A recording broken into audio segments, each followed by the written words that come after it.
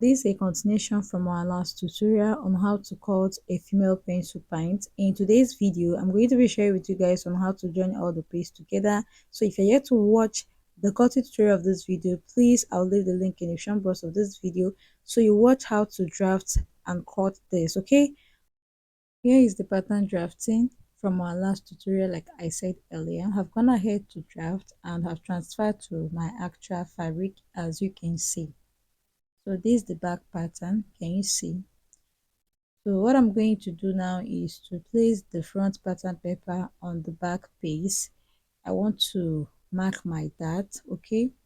So I'm going to place like so, mark my dart and also notch as well. After doing this on the back pattern, I'll repeat the same thing at the front piece, okay?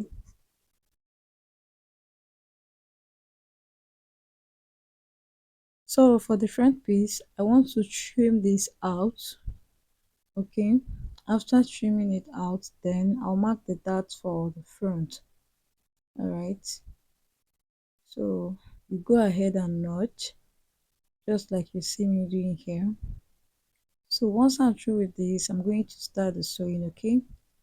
To sew this, I'm going to use a finesse to join the crotch area together for the front piece.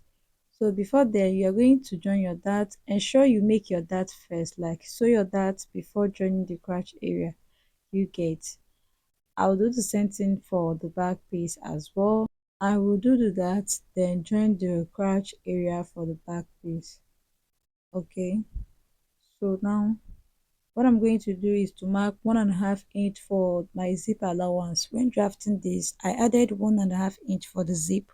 So the zip will be at the back. That's why it's very important to watch the cutting or drafting tutorial of this beautiful pint so you understand what I'm doing here. I'll just join like so. After joining, guys, you can see what I have here. I just stitched the zip along one side for now, okay, and I did the same thing for the front piece as well. So what I'm going to do now is to place the back piece right sides facing each other like so. I'll place them together like so, right sides facing each other. The next thing I want to do is to shape the both side, okay. So I'm going to take my waist round divided by 2. Whatever I have, I'll mark it, okay. I'll mark on the other side as well. You're going to come down by the hip side. You take your hip measurement divided by 2, then you mark on both sides just like this. Connect like so as well, okay. You connect from the waist to the hip line. So you come down here at the thigh line, you take your thigh measurement divided by 2, go ahead and mark. Take your knee circumference divided by 2, you mark as well. Connect the line like so. Do the same thing for the other side. Connect all the lines together like I'm doing here. After that, you go ahead and sew. So I've gone ahead to stitch the both side, as you can see. Next thing I want to do now is to use the 1 inch allowance I added to fold the hemline, okay. So I'm going to fold like so. You sew on the tip like this. After sewing, guys, this was what I had. Can you see? The next thing I want to do is to join the crotch area. So when joining this scratch area, please ensure you stitch with 1 inch, okay.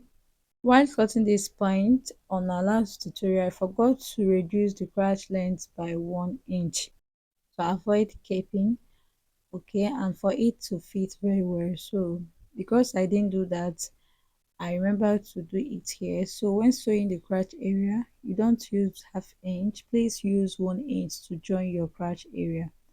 So I've gone ahead to sew, and after joining my crotch, you can see what I have here. Make sure the both lines align very properly, okay. Don't forget to take your hem circumference when joining the crotch, you get. The next thing you want to do now is to work on the band and the zip, okay. What you see me doing right here is that I'm losing the stitch I had at the zip allowance side. So once I'm through with that, next thing I want to do is to add the waistband, okay. But before adding your waistband, please ensure you trim the waistline of your crotch only for the back. Make sure you trim the waistline of your crotch only for the back, okay, before adding your band The reason why you should trim before adding your band is to make it sit perfectly on the waistline without being so high. Mine was high. If you look at this video I'm showing you here on the screen, you would notice the back of my pant was so high because I forgot to trim this. Remember, we didn't use our regular way of cutting the back piece. So trim only the center back of your trouser, just the center back. Do not touch the front, trim only the center back. Next, after you must have done trimming, please add your waistband and also attach your zip. After attaching my zip, you can see what I have here for the zip. Okay, and this was the result of our pint. You can see how this looks.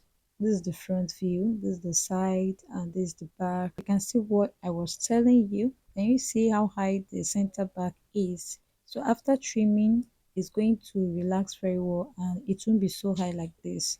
Okay, you can trim with 1 inch, all right? Only the center back. We have come to the end of today's tutorial. Thank you so much for watching. I will see you guys in my next one.